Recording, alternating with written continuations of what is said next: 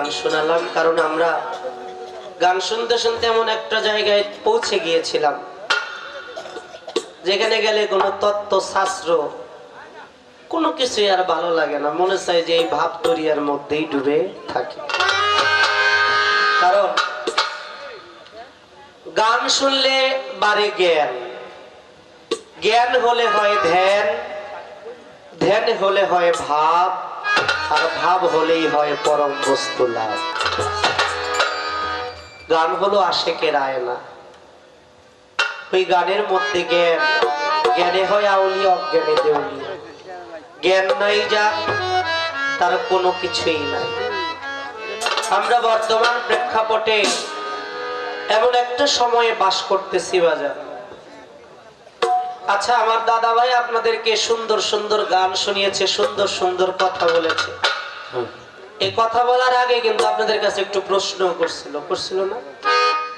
করছিল? আমিও আপনাদের কাছে একটু প্রশ্ন করি, ক্ষমা করবেন। আমরা যে পৃথিবীতে আসছিলাম, আসার সময় আমাদের সাথে কিছু আসছিল, সাথে কিছু নিয়ে আসছিলাম?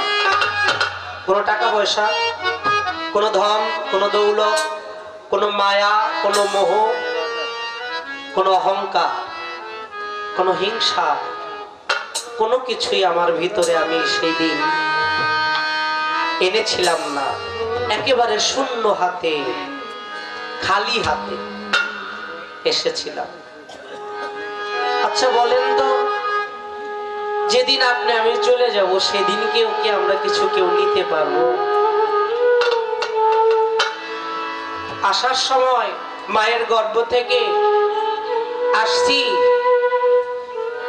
খালি গায়ে, কোনো পোশাক ছিল না।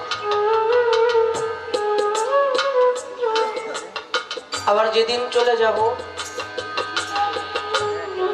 আমি দুনিয়ায় বসবাস করেছি, দুনিয়ার ধারাবাহিকতা অনুযায়ী কাফনের কাফন আমাকে পরিয়ে দিবে।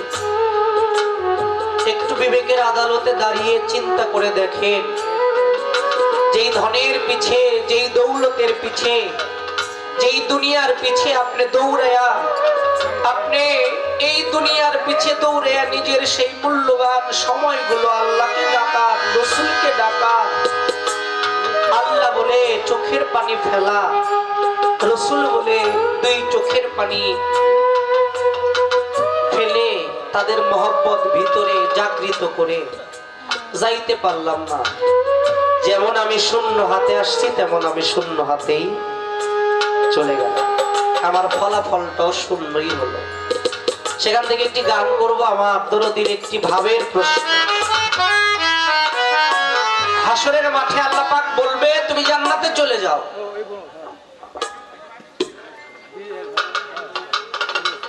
ভাই পিছে যারা কথা বলতেছেন, ভালো একটা কথা কয়েছে, সাধুর উপরাই ওরা। সাধুর ছেলে পেলে দেখে বাড়িতে না যায় এখানে ব্যাখ্যা বিশ্লেষণ করতেছে।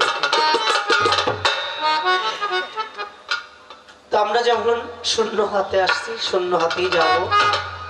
গানটা একটু লক্ষ্য করে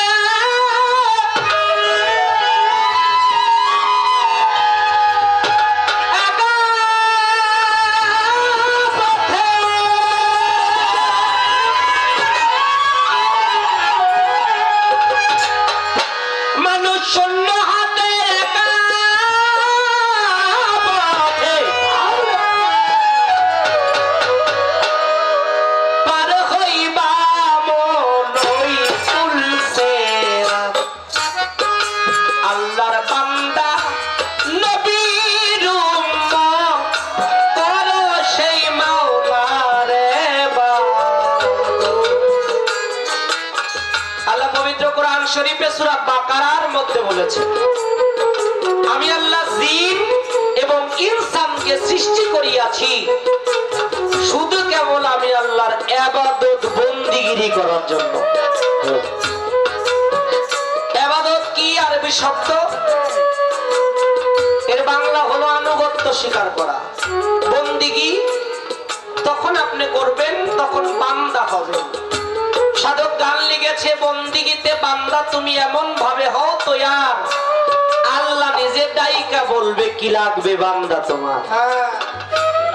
আচ্ছা, চান মস্তান বাবার এখানে মাজার, চান মস্তান বাবা কোন ভক্তবিন্দুরে বলে যে আমার দরবারে এসে একটা মোমবাতি ধরো, বলে? কাউকে কি বলে আমার দরবারে এসে একটা গরু কুরবানি দাও? কিন্তু ভক্তরা দিচ্ছে। কেন দিচ্ছে? এটা আল্লাহর নিয়ামত, আল্লাহর উপহার।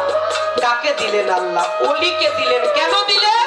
তিনি বন্দিগিতে আল্লাহর বান্দায় পরিণত হয়েছে।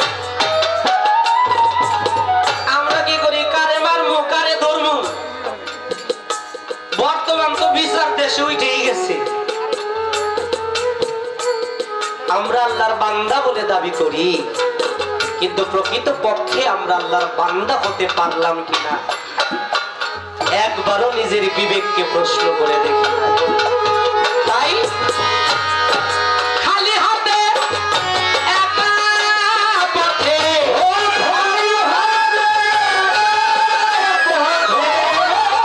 খালি হাতে একা পথে পার হইবা মন হই ফুলসেরা। আল্লাহর বান্দা নবীর উম্মত করো সে মাওলা রে বাবা। আল্লাহর বান্দা সে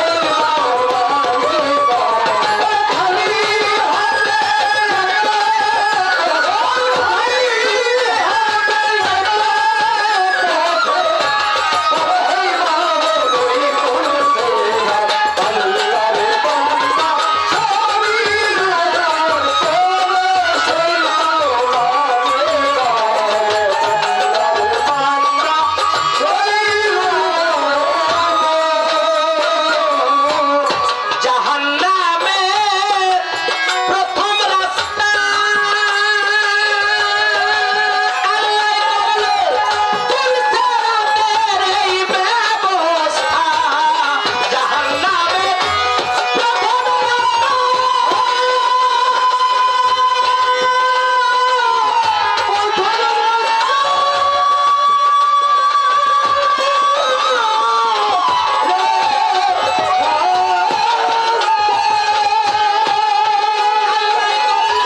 পুলসেরাতের এই ব্যবস্থা। সেদিন পাপীদের করবেন শায়ের, পাপীদের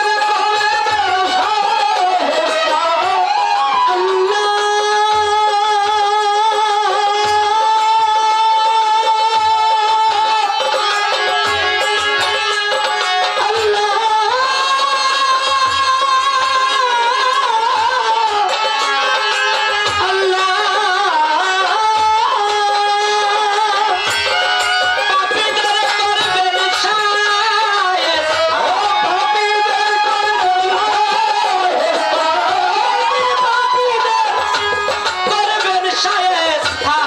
ভয়ঙ্কর সে আগুনের তাপ। আল্লাহর বান্দা নবীর উম্মত করো সেই মাওলা রে বাবা। আল্লাহর বান্দা নবীর উম্মত করো সেই মাওলা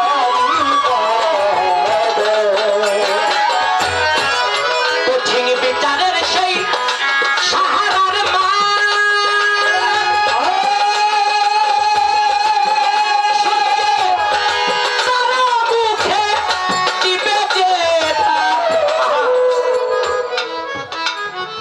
আল্লাহ বলতেছে, বান্দা তুমি আমার সৃষ্টির দিকে লক্ষ্য করো। আমি আল্লাহকে যদি চিনতে চাও, জানতে চাও, বুঝতে চাও, আল্লাহ নূরুস সামাওয়াতি ওয়াল আরদ, আসমান এবং জমিনের মধ্যে যাহা কিছু দেখিতে পাইতেছ সমগ্র কিছুই আমি আল্লাহর নূর। সুবহানাল্লাহ। জোরে বলবেন একটু সুবহানাল্লাহ। তুমি এই সৃষ্টি দিকে লক্ষ্য করো, আমি আল্লাহ দর্শন তুমি বুঝতে পারবে। কিন্তু বাবা আমরা তো খাইয়া বইরে এই সময় পাই না, সৃষ্টির দিকে লক্ষ্য করবো কি? এক পাগল বলছিল আমি ডাইন চোখ থেকে বাম চোখ দেখি না, বাম চোখ দিয়ে ডাইন চোখ দেখি না, এতটুকুর বাও আমি করতে পারি না। আল্লাহর মহান এই রহস্যের ভাও আমি করব কেমন? তাই বাবা জ্ঞানীদের জন্য হলো ধর্ম। বর্তমান সময়ে ধর্ম নিয়ে কত মারামারি পারাপারি আড়াআড়ি হইতেছে, কিন্তু এই মারামারি পারাপারি জ্ঞানীরা করতেছে। ওরা হলো জ্ঞান পাপী, জ্ঞান আছে কিন্তু জ্ঞান পাপী। জ্ঞানীদের জন্য হলো ধর্ম। তাই ধর্ম বুঝতে গেলে করতে হবে ধর্মের কর্ম। গানে বললেন কি, কঠিন বিচারের সেই পৃথিবীতে একটা সূর্য আলো দেয় একটা মুখ দিয়ে, কিন্তু হাসরের মাঠে সূর্যের 12টা মুখ থাকবে। তাই বললে ভয়ঙ্কর সেই সাহারার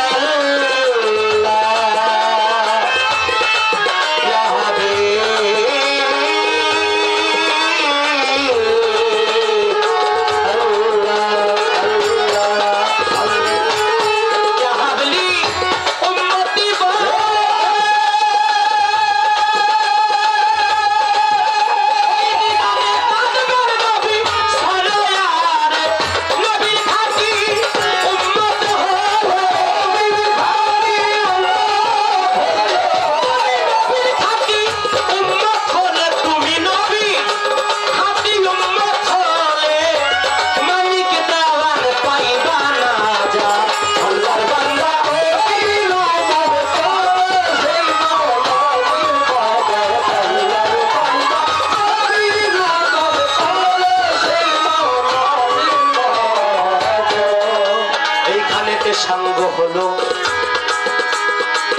আমার হাসর পালার গান। দাদা ভাই একজন ভাবের মহাজন ভাব প্রকাশ করে করলো প্রশ্নপত্র দান। এইভাবে দাঁড়াইয়া আলোচনা করে ভাবের একটা কথা জিজ্ঞেস করলো প্রশ্ন আকারে। হাসরের মাঠে আল্লাহ পাক একজনকে ডাক দিয়া বলিবে, এই যে জান্নাতের পথ, জান্নাতে যাও, বলতেছি তোমায় ডেকে। ওই ব্যক্তি বিনয় করে বলবে আমার আল্লাহ মালিক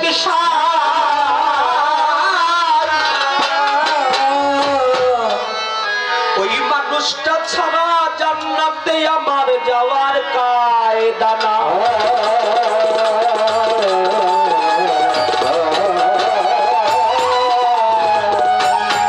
এই যে বড় ভাবের কথা, কি বলবো কাহিনী।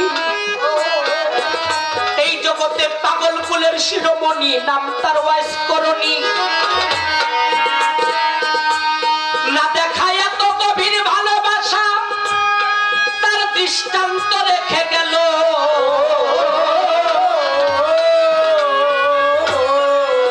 আশিক মাশুকের প্রেমের কথা একজন প্রেমিক জানে ভালো।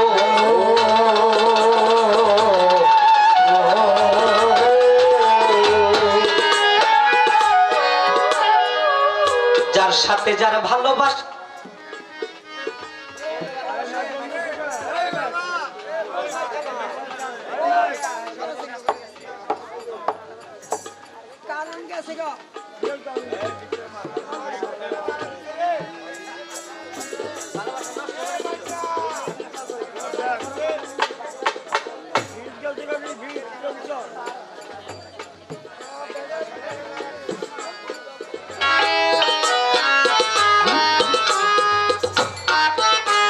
যার সাথে যার ভালোবাসা এই জগৎ সংসারে, সে পাইবে সেই মাসকের দেখা ওই কঠিন হাসরে। আমার দয়াল নবীর কাছে এক সাহাবা এক উম্মতে সে কয়, দয়াল নবী আমি বলতেছি বিষয়, এই পৃথিবী কিয়ামত হবে, হাসর হবে কোন দিন? নবী একটু বলেন না খুলিয়া।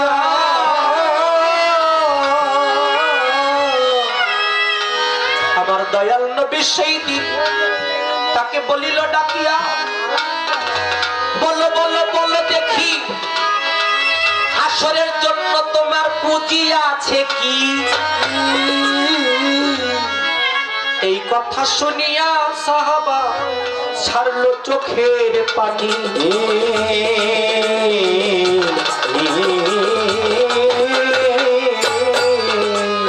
বলে হুজুর নামাজ রোজা ইবাদত বন্দেগী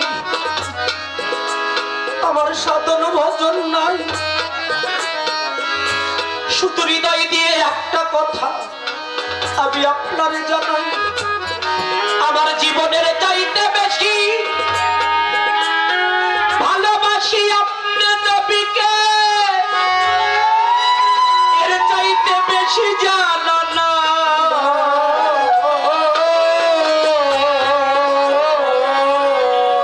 আমার যাহা কিছু আছে সর্বস্ব সপি আছি আপনার কদমে, নবী আপনারে জানাই। সাধন ভক্তি কোনো কিছু নাই, সবকিছু আপনার কদমে দিয়েছি আপনারে জানা।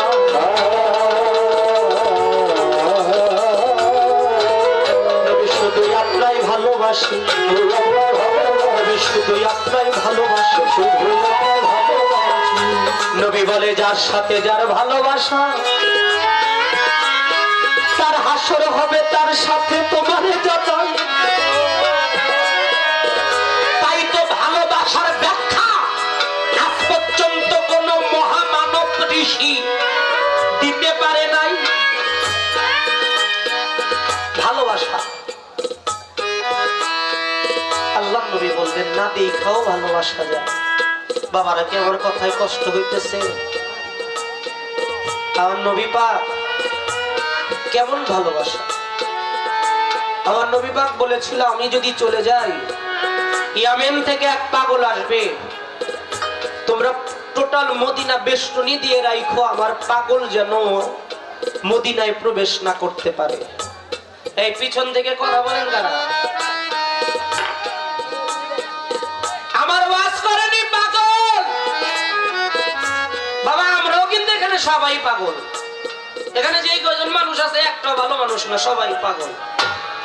ক্ষমা করবেন, কেমন কেউ গান শোনার পাগল, সবাই কেউ দয়ালের পাগল, কেউ আমার কদম চাঁদের পাগল, কেউ আমার চান মস্তানের পাগল, কেউ আমার ভান্ডারির পাগল, সবাই পাগল। তিনিও পাগল ছিল। কেমন পাগল?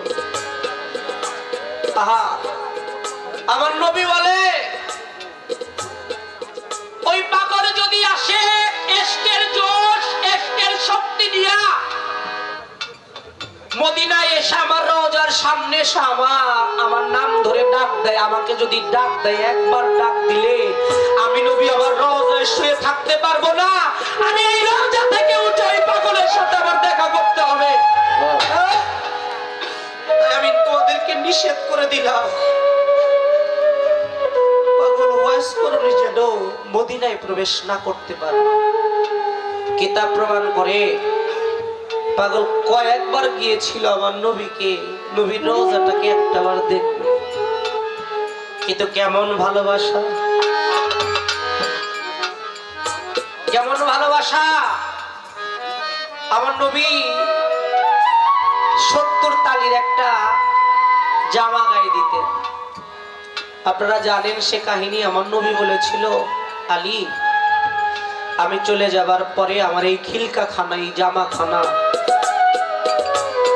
করুণ নগরে একটা পাগল থাকে, নাম তার ওয়াইস করণী, এই ওয়াইস করণীকে এই জামাটা দিয়ে দিই। বাবা, আমার দয়াল নবী পর্দা নিলেন। 61 হিজরিতে ঘটেছিল কারবালার ঘটনা, তার অনেক আগে। আমার মাওলা আলী, হযরত ওমর, দুইজন মিলে চলে গেলেন সেই জামা নিয়ে ইরাক শহরে, ইরানে করুণ নগরে গিয়ে এলাকাবাসীর কাছে জিজ্ঞেস করতেছে, আচ্ছা তোমরা কি ওয়াইস করণী নামের কাউকে চিনো? বলে আপনারা কারা? কয় আমরা মদিনা থেকে আসছি।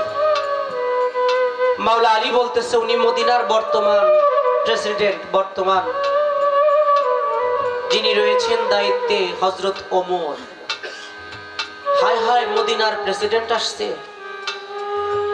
ওয়াইস করণী নামের কাউকে খুঁজতে, কেউ বলে আমরা তো ওয়াইস করণী নামের কাউকে চিনি না।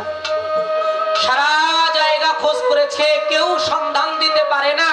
যখন ফিরে আসতে চায়, ওই সময় এক মুরব্বী লোক বলতেছে, আচ্ছা আপনারা যে ওয়াইস করণী নামের কাউকে খুঁজতেছেন, এখানে ওয়াইস করণী নামের কেউ আছে বলে মনে হয় না, তবে একটা পাগল আছে, ওই পাহাড়ের মধ্যে থাকে, পাহাড়ের মধ্যে লুকায় থাকে। পরে আমরা সবাই ওয়াইজা পাগলা বলে ডাকি।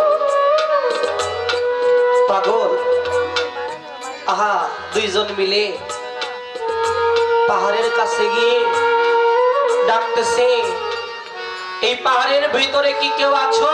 পাহাড়ের মধ্যে কি কেউ আছো ওয়াইস করণী নামের? থাকলে আমাকে সাড়া দাও। একবার ডেকেছে, আবারও মাওলা আলী ডাকে, এখানে কি কেউ ওয়াইস করণী নামের আছো? থাকলে সাড়া দাও। পাগলের ধ্যানের মধ্যে ছিল, মালিকের তার দীনবন্ধুর ধ্যানের মধ্যে ছিল। শব্দটা কানে গিয়েছে, একটু ধ্যান ভেঙে গেছে, আবারও ডাকতেছে, এখানে কি ওয়াইস করণী নামের কেউ আছো? সাথে সাথে পাগল দুই চোখের পানি ছেড়ে দিয়ে বলতেছে, কারা তোমরা? কেন এসেছো? আমার মনে হয় তোমরা এই দেশের কেউ না, নিশ্চয়ই তোমরা আমার বন্ধুর দেশের পাখি, নয়তো আমাকে ওয়াইস করণী নামে এই দেশে কেউ চিনে না, কেউ ডাকে না। তোমরা নিশ্চয়ই মদিনা থেকে এসেছো, বলো কি সংবাদ নিয়ে এসেছো? মাওলা আলী তাকে বলতেছে, তোমার নাম আলী না? হযরত ওমরকে বলতেছে, তোমার নাম কি? হযরত ওমর। দুইজনে অবাক যে আমরা আমাদের নিজেদের পরিচয় দিলাম না, এই পাগল কিভাবে জানলো আমাদের পরিচয়? মাওলা আলী বলতেছে, তুমি যার আশিক, তুমি যাকে ভালোবেসে সব ত্যাগ করে দিয়েছো, সেও তোমাকে ভালোবাসতো, এটা আমরা বুঝতে পারি নাই, তার জন্য সবচেয়ে মূল্যবান সম্পদ তার গায়ের জামা তোমাকে উপহার স্বরূপ পাঠিয়েছে। আহা, বলতেছে তাহলে বুঝি আমার বন্ধু আর নাই। আহা, তোমার সাথে তো আমার এমন কথা ছিল না, একটা বারের জন্য তোমার আশেকটারে পাগলটারে দেখাও দিলা না। মাওলা আলীকে বলতেছে আমি বড় ইচ্ছা ছিল, বড় স্বাদ ছিল, আমি যাকে মহব্বত করি, নিজের চাইতে বেশি ভালোবাসি, আমার সেই পেয়ারে হাবিব হযরত মুহাম্মদ সাল্লাল্লাহু আলাইহি ওয়াসাল্লামের কাছে হাতে হাত রেখে বায়াতে রাসূল গ্রহণ করব, আমার সেই সৌভাগ্য হলো না। আলী, তুমি পাক পাঞ্জাতনের একদম, তুমি যদি দয়া করে তোমার হাতটা বাড়িয়ে দাও, আমি তোমার হাতকে আমার রাসূলের হাত মনে করে বায়াত করব। মাওলা আলীর হাতে হাত রেখে বায়াত হয়ে গেল। সবকিছু বুঝে চলে আসছে।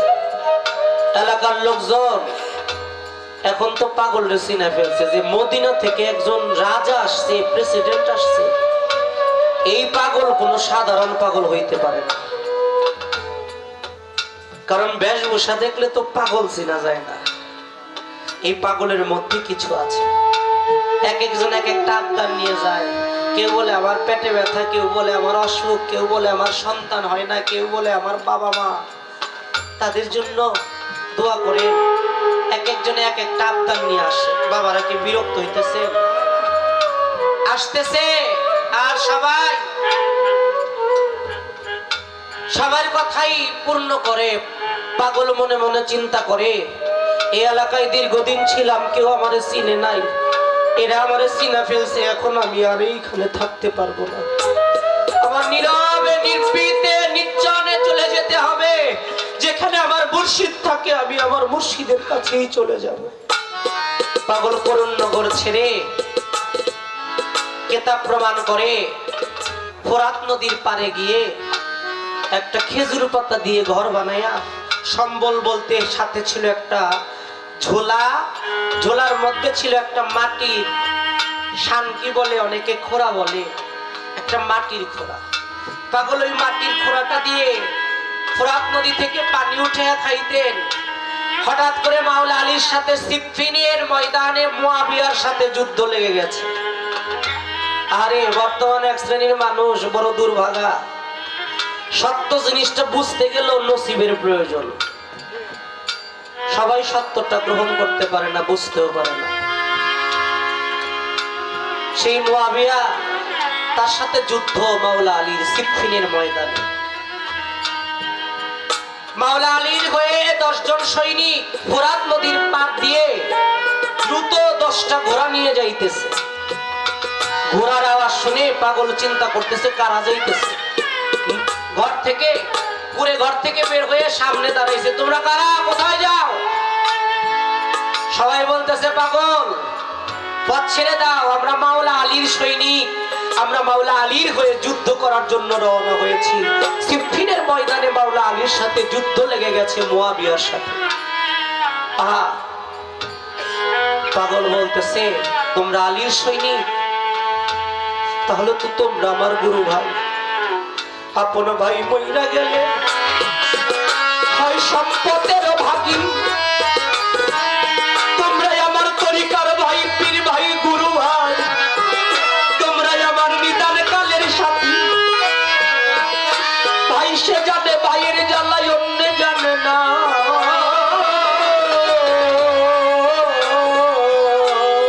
ভাই সগেতে ইমাম হোসাইন কারবালায় পানি খাইল না।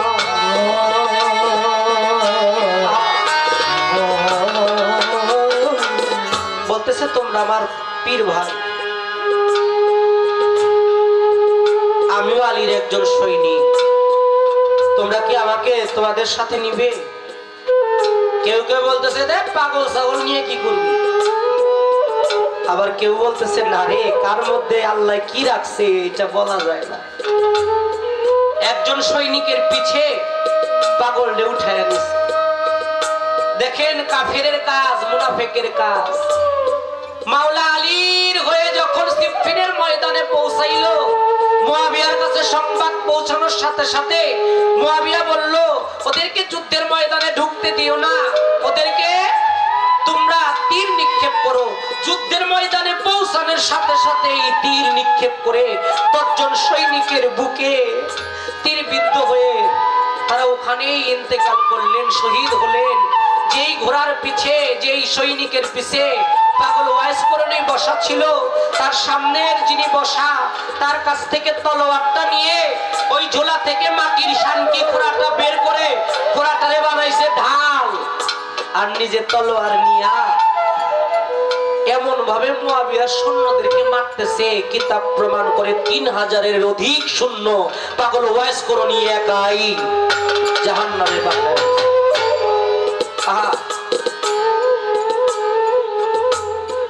মুয়াবিয়ার কাছে সংবাদ পৌঁছে গেল, কোত্থেকে এক পাগল আইছে, জামা কাপড় ছিঁড়া, তালিয়ালা জামা পইরাইছে, তার গায়ে একটা তীরও লাগানো যায় না, হাতের মধ্যে যেন কি আছে, তলোয়ার দিয়ে আমাদের সৈন্যদেরকে শেষ করে ফেলতেছে। মুয়াবিয়া বলতেছে, আরে আরে সামনে থেকে না মারতে পারলে পিছন থেকে মার না। দেখেন মুনাফিকের চিহ্ন, কাফেরের চিহ্ন, এটা আমি বলি না, কিতাব বলে। পিছন থেকে মারা এটা কখনো যুদ্ধের কৌশল না। পিছন থেকে 3টা তীর যখন ধনুকে ছাড়িল,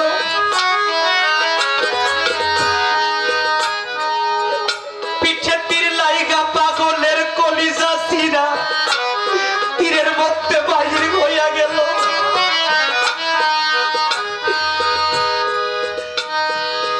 অজস্র তীর পাগলের, আমার রসুলের আশেকে, রসুলের মতোরও একজন আশেক মুয়াবিয়ার সৈন্যদের তীরে শহীদ হয়েছে। ভাবতে অবাক লাগে, তাকে আমরা মুসলমান বলে শ্রদ্ধা করি।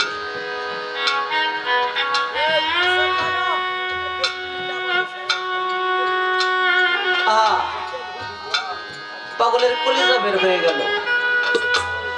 পাগল বলতেছে ঘোড়াকে, দেখেন মানুষের চাইতে পশুও অনেক অনেক ক্ষেত্রে ভালো। পশুকে পোষ মানানো যায়, মানুষকে পোষ মানানো সহজ না। পশুকে বলতেছে, ঘোড়াকে বলতেছে, ঘোড়া রে, আমার মনে হয় আমার প্রাণ পাখিটা বের হয়ে যাবে। ও ঘোড়া, তোর কাছে শেষের একটা মিনতি আমার।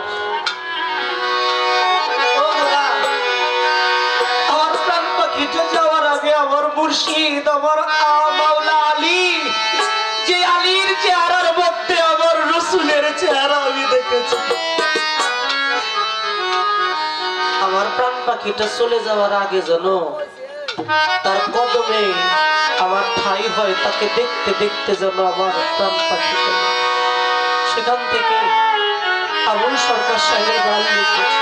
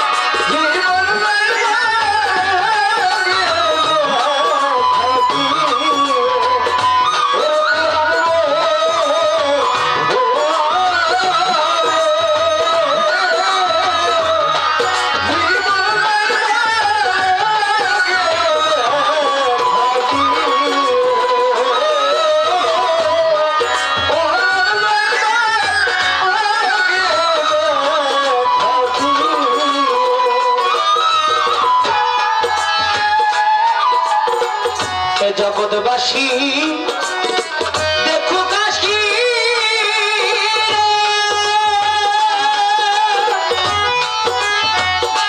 অমর সেনে তোমার বুকে আমি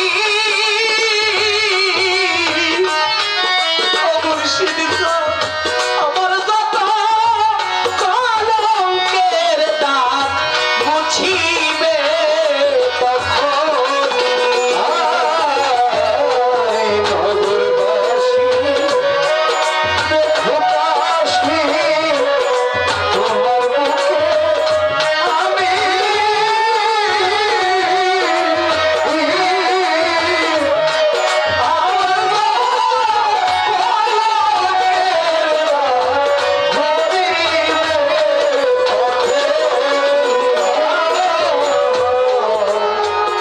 তখন কিছুই না জীবন থেকে হারিয়ে গেল। বাবা ছিল, বাবা চলে গেল। যে মা গর্ভে রেখেছিল, গর্ভে রাখা সেই মা, দয়াবতী মা, সেও চলে গেল। যাদের সাথে কাঁধে কাঁধ রেখে চলতাম, চলার সাথী চলে গেল। আমিও তো চলে যাব। একজন ভক্তের কেমন চাওয়া তার দয়ালের কাছে। একটা মানুষের বাবা তিনটা নিদান কাল। প্রথম নিদান হলো আজরাইল যখন দেহ থেকে প্রাণটা কেড়ে নেয়। আর একজন ভক্তের আকুতি থাকে, হে আমার মুর্শিদ, আজরাইল তো আমার প্রাণটা কেড়ে নিবেই, তোমার কাছে শেষ মিনতি, আজরাইল যেন আমার প্রাণটা না এখানে আজরাইল রূপে তুমি আমার প্রাণটা কেড়ে নিও। ভক্ত যখন কবরের মধ্যে একা হয়ে যায়, সেই জায়গাটা যদি তার মুর্শিদ এসে বলে তুই আমার ভক্ত, সেই নিদানটাও থাকে না। হাসরের মাঠে যদি তার মুর্শিদ ভক্তকে চিনে, আবার এমনও মুর্শিদ আছে জগতের বুকে যারা সাজা মুর্শিদ, এমনও ভক্ত আছে ওই সকল মুর্শিদের কাছে বায়াত হয়েছে, তারা সেই দিন হাসরের মাঠে খালি দৌড়াবে, তার মুর্শিদকেই খুঁজে পাবে। যারা প্রেম করেছে তার সাথে, তারাই বলে এই নগরবাসী সবাই যেন দেখে আমার আর কিছু চাওয়া নাই, আর কিছু পাওয়া নাই, আমি তোমার কদমে মাথা রেখে আমার প্রাণটা চলে গেছে। সেই দিন আমার যত কলঙ্ক সব মুছে যাবে, কারণ তুমি আমার সামনে আছো। এ নগরবাসী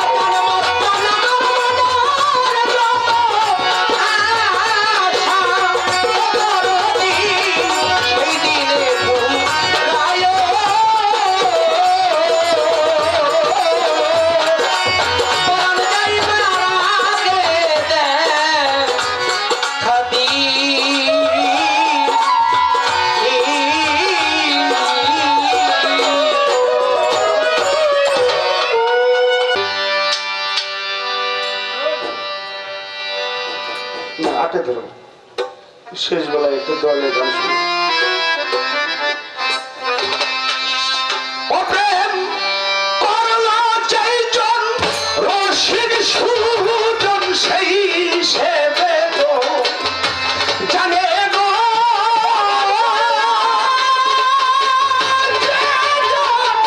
রসিক সুজন সেই সেবে গো জানে গো এরম করলো যেজন রসিক সুজন সেই সেবে গো জানে গো ও সুরসী প্রেমিক দিবে প্রেম কি ঘাটে মাঠে ঘাটে বসই রাস্তা ঘাটে মিলে গো ও সুরসী প্রেমিক দিবে ও প্রেম কি ঘাটে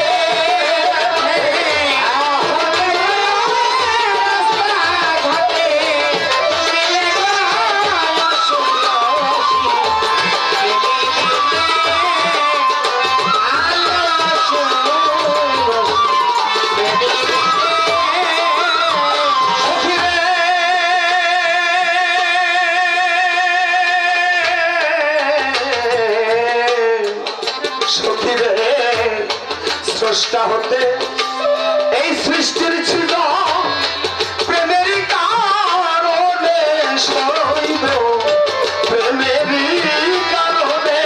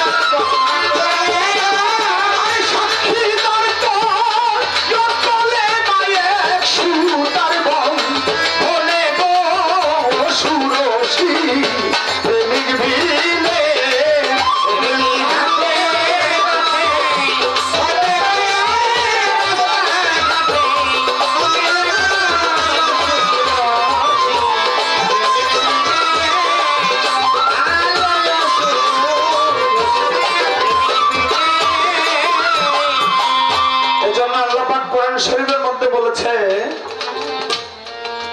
আমি এবং মুহাম্মদের মধ্যে তোমরা পৃথক করিও না। আল্লাহ নূর সৃষ্টি করলেন, মুহাম্মদই জপনা করতেছে লা ইলাহা ইল্লাল্লাহ, নাই কোনো মাবুদ আপনি ব্যতীত। আমার আল্লাহ নিজ জবানে বললেন মুহাম্মাদুর রাসূলুল্লাহ সাল্লাল্লাহু আলাইহি ওয়াসাল্লাম, আপনি আমার প্রেরিত রাসূল।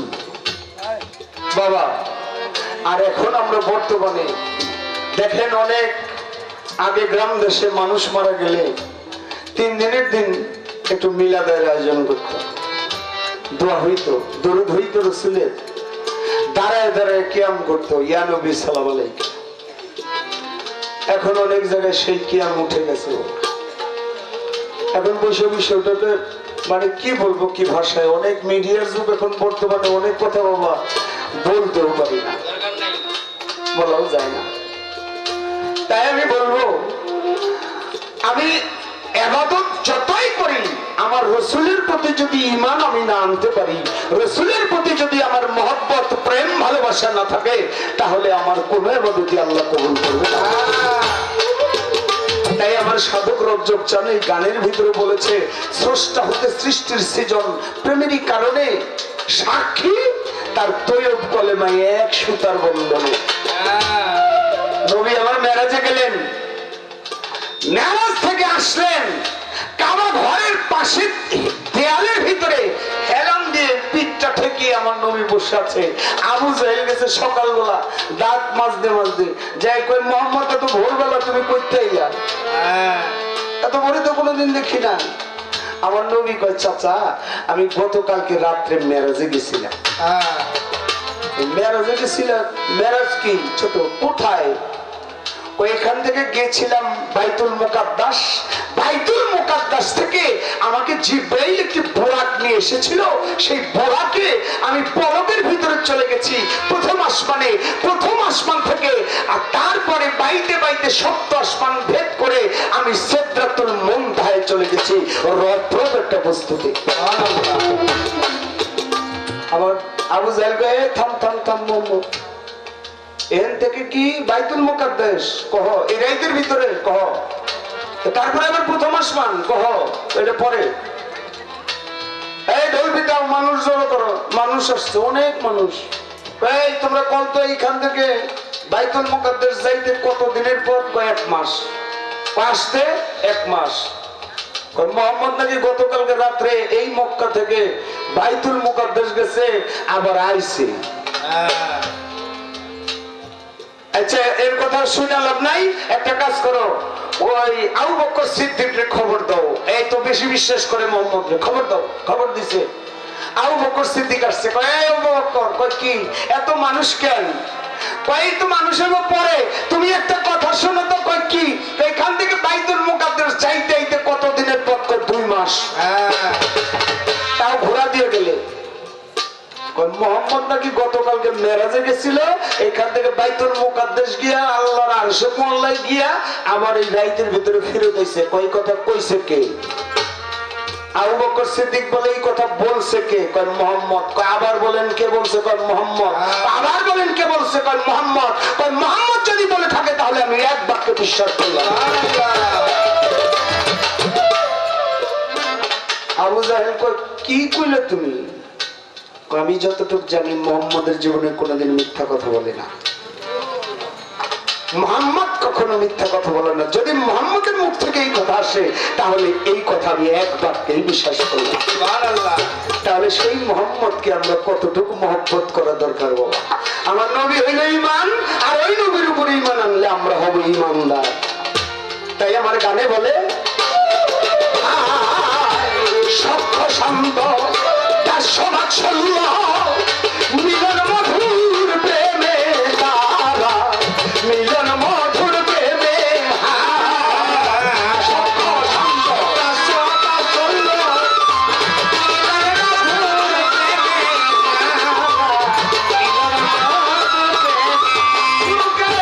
পঞ্চভাবে চেতন ভাবে মানুষ হয় সেই জনে গো।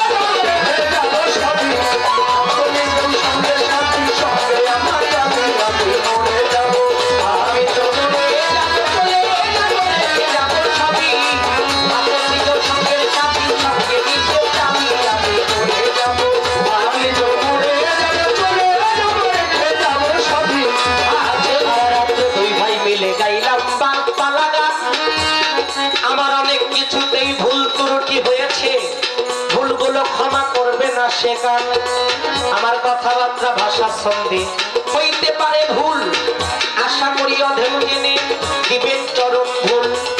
আজকে বেঁচে যাচ্ছি কালকে নাও থাকতে পারি, তার যেন কখন বেজে যায় শেষ বিদায়ের বাঁশরি। তাই সবার জন্য সবাই আপনারা দোয়া যাবেন করে, এই বিনতি মানিক দেওয়ান সবার কাছে করে। সারা রাত্র ভরে যার সাথে গাইলাম তিনি আমার দাদা গুরু হন, দাদা গুরুর চরণে আমি ভক্তি করলাম না। আমার কথায় ভাষায় আচার আচরণে যদি আপনার প্রাণে লাগে ব্যথা, আল্লাহর হস্তে মাফ করিবেন, বলে গেলাম কথা। অনেক কথাই হয় বাউল গানে, সেটাই কোনো সমস্যা হয় না যদি হৃদয় এক থাকে।